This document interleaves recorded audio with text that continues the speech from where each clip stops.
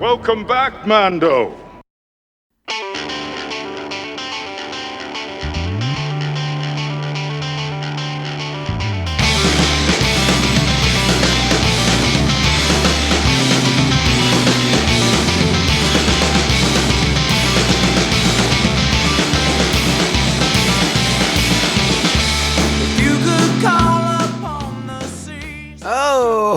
Oh, greetings, Bucketheads. Mevar Tagar.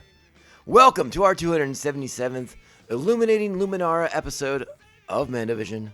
Now, I am your host, Nargai Tom. Thank you so much for checking out this small independent Star Wars podcast. We're so glad you're here. Reach out to us on the socials at Mando_Vision on Twitter and Instagram. Email the show, mandovisiontom@gmail.com. Be sure to like, subscribe, follow, and share this show with all the Mandalorians in your covert. All right, friends, welcome back. We're here for another exciting installment in our Star Wars Rebels rewatch series as we make our way through the first season of the show. And I think this episode in particular is a bit of a high water mark for the season. A really nice episode.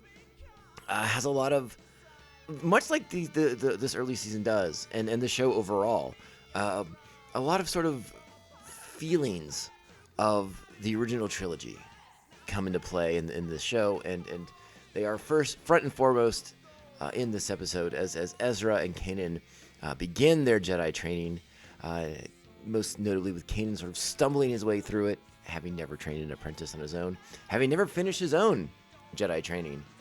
So that's very entertaining to watch on the screen. And it's a fun episode overall. We get into more of the mythology that they will be building in this series, and the dynamics of our team/family unit continue to further crystallize. So a really solid episode for us to talk about today on the podcast, and I'm really excited to do so. So I don't see what we really need to talk about other than this episode. Not a lot of Star Wars news currently.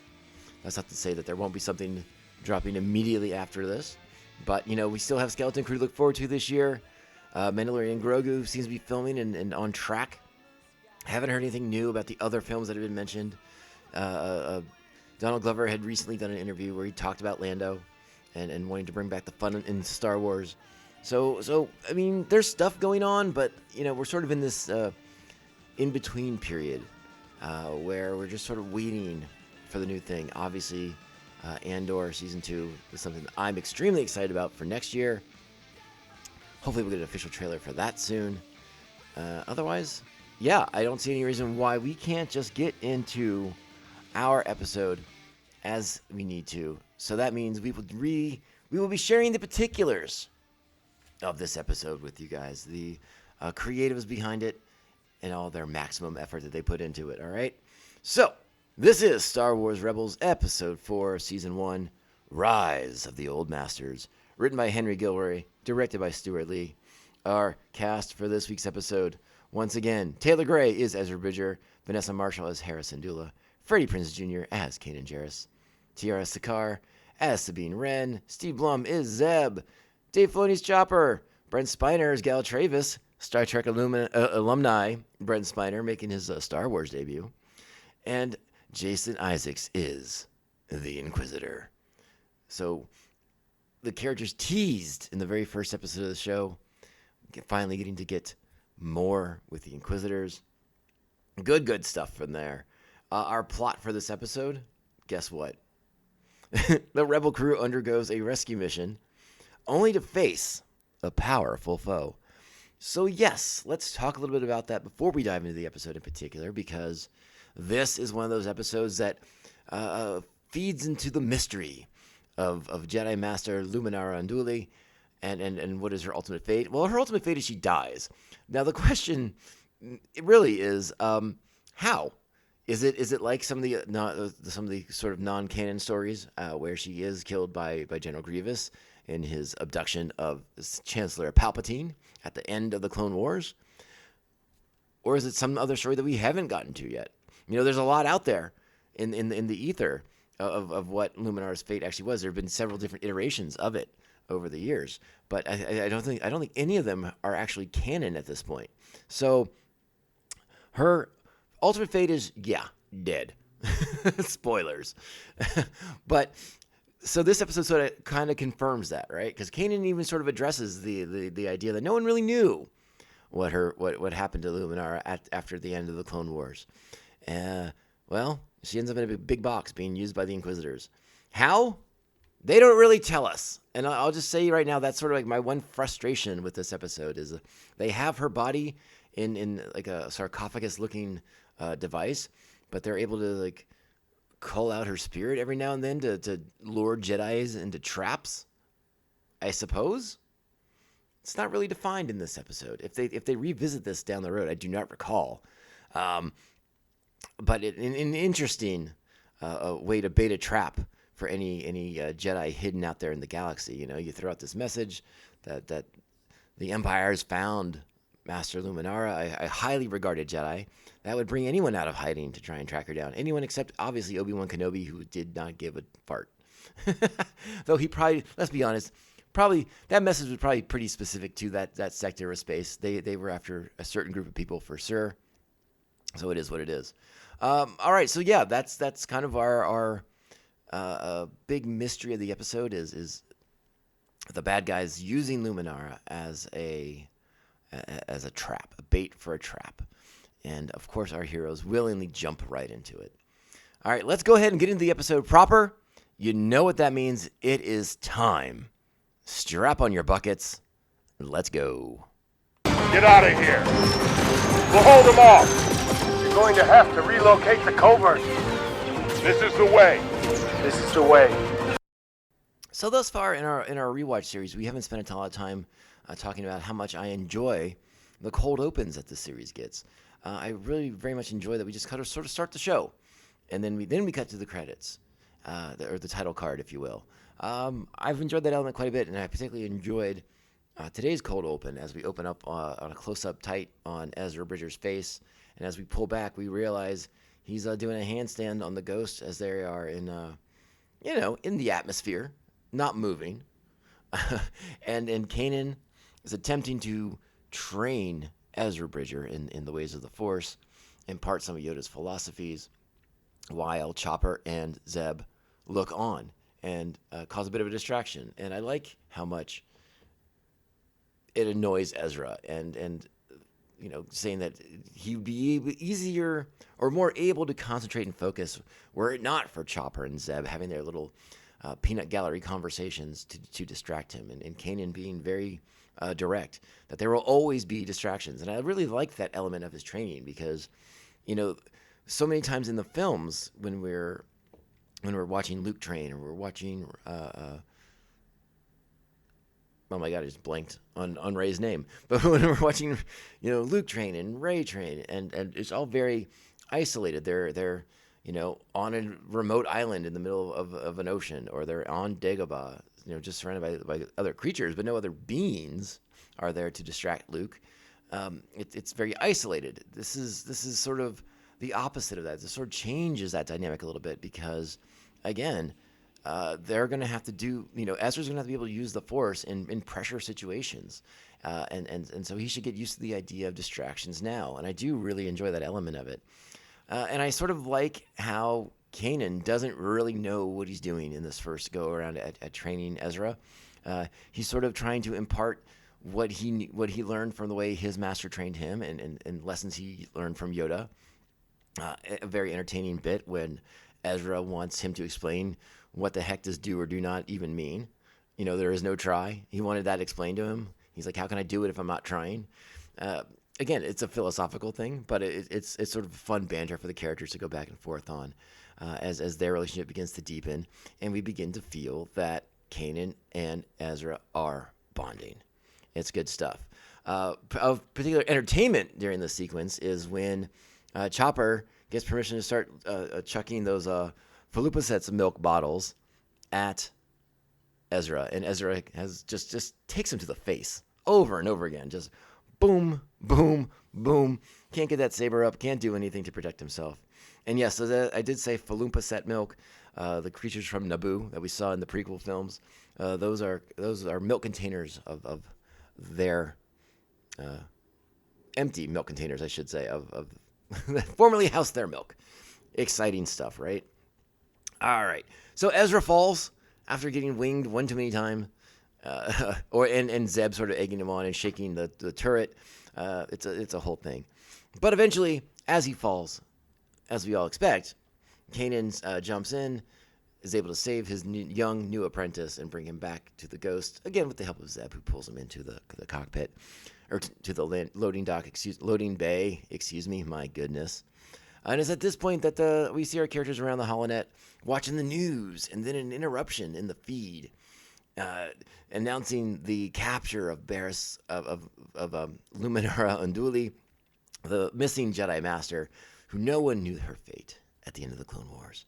And of course, they spring into action to form a plan to try and rescue her. And not just because they're good people, but because Kanan believes that she would be a far better master for Ezra than he would be. You know, he can't seem to get through to Ezra of what he needs to do to have patience and to focus and all these things. And Kanan's getting frustrated very, very quickly. So he believes that rescuing Luminara would also benefit Ezra dramatically, so that they all of a sudden we go from 1 Jedi to 3 with the help of Luminara. We find out that Luminara is being held in a Stygian prison, Stygian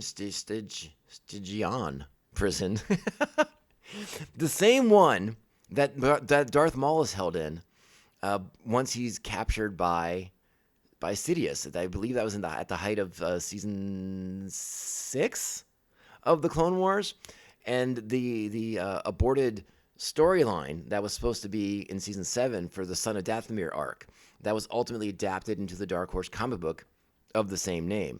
So we see that prison that was initially created for the Clone Wars, but only brought to life in a comic book until Rebels brought it to life. Now, I should mention, it's possible that Rebels came out first before that Son of Dathomir comic book, but I don't think that's right. I believe Son of Dathomir predates this series, because that was, if memory serves, a Dark Horse comic, and Marvel didn't reacquire the license yet. So I believe that is accurate. I will have to fact check myself on that, and if I have any corrections for you, I'll get back to you on that next week. But interesting to note that was the prison where Maul was held also before he was rescued by his Mandalorian acolytes. And yes, so our team infiltrates this prison, and that's another fun element of the show, right? With the team-oriented adventures, everyone's got a role to play. Hera's going to fly the ship. Hera's going to have the ship hidden. Good action as they infiltrate the base, but again, as we know, it is a trap. So it's not supposed to be the hardest infiltration. The Inquisitor, later to be known as the Grand Inquisitor, is funneling the heroes to right exactly where he wants them to go and where he wants them to be. So Ezra and Kanan fall into the trap. They come across Luminara, but Kanan knows immediately that something's not right. It's this sort of apparition that they see that moves into a sarcophagus.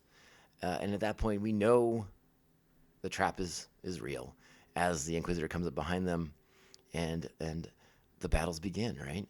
The good action stuff begins. Conflict against the Inquisitors, right? Our first time seeing someone square off against the Inquisitors after them being teased so heavily when the show debuts. And I love the Inquisitor's supreme confidence and his immense knowledge, easily being able to recognize that Kanan was trained by Depa Billaba, recognizing his fighting style and his stances. And then the fact that he wasn't very good at them, so he takes a shot that Kanan obviously was not a very good student. All really, really fun stuff. We also get to see in this episode that now we've seen before that Kanan's lightsaber is easily broken into 2 parts, so that it's not super obvious he has a lightsaber on his belt, I suppose. And one of the elements of Kanan's lightsaber is this adjustable length blade. We get to see that when Ezra is training, and then we see that back at a more substantial length during the fight with the Inquisitor. Also interesting to note is the design of the Inquisitor's lightsaber, based on old concept art from old unused concept art from Star Wars: The Force Unleashed, a absolutely phenomenal video game that I still really enjoy playing, and sort of long for the days where you just run around and throw stormtroopers across an entire planet. Fun stuff. The story mode on the Jedi Survivor game is the closest you probably can get to that level of just slicing and dicing your way through the Imperial Army, but it's still pretty fun. Still pretty fun to play. But yeah, so we get to see our Inquisitor in action. He is a Pal-on from the sinkhole world that we got to meet in that we saw in episode 3 of Utapau. So fun to see that species brought back and used in a very different way, in a more sinister way, because they had a very sinister look when we were first introduced to them. You know, the way he sort of that the Utapau. I don't know. I can't remember if he was like an ambassador or what he was when Obi-Wan Kenobi arrived. The way he sort of flashed his teeth at him in like this sort of like a weird way, this sort of weird facial gesture. But we saw that they had those teeth, and those teeth are kind of scary. So that makes for a bit of a menacing opponent in our Inquisitor here. And obviously we'll get to his backstory at some point down the road here. But again, we're getting into some really good action stuff, some combat stuff. Zeb and Sabine realize that it's a trap, and they have to forge their own way out of the prison, while Ezra and Kanan have to hold off the Inquisitor and make their own escape. Meanwhile, Hera's dealing with the situation with the TBDs, as they are called, the TBDs. Get it? Because apparently at the time they didn't know what they were going to call these creatures, so they just went with TBDs, like TIBIDEES, TBDs. So there you go. So fun creatures attracted to the signal, the cloaking, the sort of masking signal that the ghost is using to stay hidden. It's attracting these creatures as like a mating call.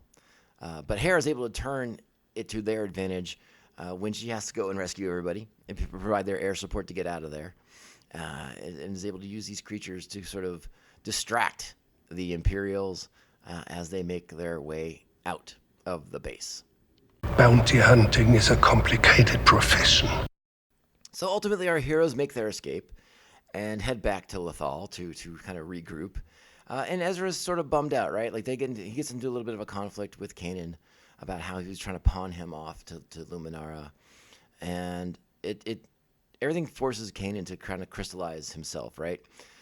As they said in the beginning of the episode, the do or do not, there is no try. Kanan was trying to teach, and that's what he admits to Ezra.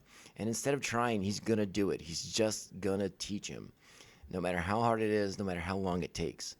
And this is something that Ezra is receptive to, that this is what Ezra wanted. Again, these bonds between these characters are forging, again, probably more rapidly than Kanan's comfortable with because of his Jedi upbringing and his sort of detachment from most other things, other than Hera, obviously. But it's not something that comes naturally to him because of his upbringing.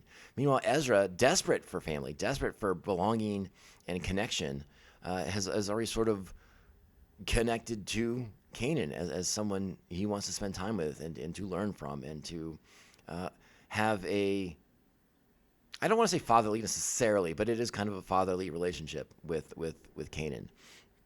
So they come to their understanding, and they come to their agreement, and they begin to train better than at the beginning of the episode. Again, Chopper is immensely hilarious in his comedic performance in this episode. Zeb and Sabine do their part as supporting characters in this really, really well. Hera as well. We haven't really spent much time with Hera yet in the show, which is something I'm looking forward to doing at a certain point down the road. But again, we're just kind of getting to know these characters.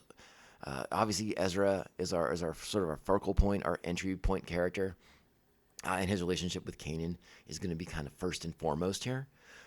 But all these characters are going to get their chance to shine here, and we're all going to get the chance to fall in love with all of them as we get to know their stories. And so that is something to look forward to as we move forward with the show. But this is sort of I don't want to say it's a benchmark episode necessarily, but this is a tone setter for what's to come with the show, right? The kind of storytelling that they're going to be able to do more often once we get that emotional investment, that emotional attachment, which I think is the thing we have to remember about these shows. When I go back and I read the comments from audience members who are watching them and ranking some of the episodes in this first season so low, it's because they're like Ezra in this episode. They are impatient and they can't focus, right? You have to give these shows time. You have to give these characters time. We, as an audience, have to understand them and be connected to them if we're going to feel anything when the bad things come for them. And I think that is a good reminder for everything that we watch content-wise on television, but particularly for us Star Wars fans, right? We have to be patient. We have to give these things time, and we have to form those connections. It's vital for Star Wars storytelling that we connect to the characters because, again, we all want the pew-pews and the bang-bangs and the whoosh-whoosh of the lightsabers. But if there's no heart behind it and there's no emotion behind it, it's just emptiness. And that is what I think Star Wars needs to avoid moving forward. And this show has got a ton of heart in it. We just have to be able to let that heart grow and show. And I think we can do it, friends. I mean, again, the show's been over for a while. So that's just something to remember as if you're rewatching it too. And maybe you're thinking the same things. But again, if you're rewatching it, you know what I know. And you know you're going to be in love with these characters. And you know you're going to feel for them when the bad things come and the bad things happen. And the journeys and trials and tribulations begin for them. So I like this episode quite a bit. I'm somewhere between the 7.5 and 8 buckets on it. Just because I do think it's really enjoyable. It does start to show the capacity for what kind of stories they're going to tell on this series. And again, I think the Inquisitor is a great character. I really do like him. And I say that as someone who initially was resistant when the ideas of the Inquisitors were first announced. I had a lot of pushback to this idea that Vader needed help hunting down and killing Jedi. That really bummed me out. The idea that Vader had to have his own little Darksider army to use, that sort of diminished him in my eyes. But I think now, as I have matured as an audience member, I sort of see the benefits of it all. Vader can't be chasing down rumors every time someone thinks they saw a Jedi somewhere. It makes sense that they would have these Inquisitors who would follow up on these leads. And if anyone of import were to be discovered, a.k.a. Ben Kenobi, that's when Vader will rear his head and go and try to crush them like a bug, in theory. So, yeah, 7.5 to 8 buckets. And that's the episode, friends. That's Rise of the Old Masters, the 4th episode in the first season of Star Wars Rebels. I hope you enjoyed it as much as I did. All right, let's get out of here, friends. We're gonna be blitzkrieging some episodes here pretty soon, so get ready. We got a lot to do and a little bit of time to do it. So reach out to us on the socials. I'm at Mando_Vision on Twitter /X and Insta. Email the show, mandovisiontom@gmail.com. Be sure to like, subscribe, follow, and share this show with all the Mandalorians in your covert. If possible or so inclined, sweet 5-star reviews. They help the show out tremendously. I can't thank you enough for if you take the time to do those. I really appreciate it. This is the Mandovision Podcast, and I am your host, Nargai Tom. Thank you again for being here. Continue to be amazing Star Wars fans. I recently had like a little mini work trip, and unexpectedly, many of the people I met from other branches of my company, I happened upon a nest of Star Wars fans, and so we got to have some very, very fun conversations about Star Wars: The Clone Wars and Star Wars Rebels and the series overall, and our sort of our opinions and feelings on where things are going, where we want to see them go, what we want to see happen down the road. It was a lot of fun, and I didn't expect it. It was like the last thing I expected from getting together for a work gathering, was to come across a nest, a cell of Star Wars fans, if you will. So a good time was had by all. Reach out to us on the socials, though, like I said, and we'll be back next week. Go out there, be great Star Wars fans, find more Star Wars fans like I did, and have great conversation with them to get you fired up and excited about everything Star Wars. And we'll be back next week for another installment of our Star Wars Rebels rewatch series. Until then, my friends, remember, this podcast can only end one way. This is the way. This is the way. This is the way. This is the way.